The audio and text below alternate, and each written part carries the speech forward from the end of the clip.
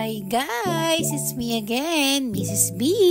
And for today's video, here is my 5 days routine every day tuwing papasok at uuwi ako galing office. Akalain mo yun no, drive ng akla. Saan pag malilate na ako sa trabaho, hindi na ako nakakapagsuklay. O kaya naman sa office na lang para hindi ako malate. Hindi ko rin minsan maiwasan na talagang gabihin sa biyahe. Syempre, ang hirap pa yan kumita ng pera. Naka-Barbie girl tayo. And syempre, bago tayo umalis, pray muna tayo para safe lang ang ating driving. Kung mapapansin nyo, medyo mabilis na rin ako mag-drive ngayon. At ito na, Thursday na, konti na lang mga Mars, magpa-Friday na. Yan, aura-aura muna tayo ng headband. At ito na nga, pauwi na tayo, ginabi na naman si Mrs. B.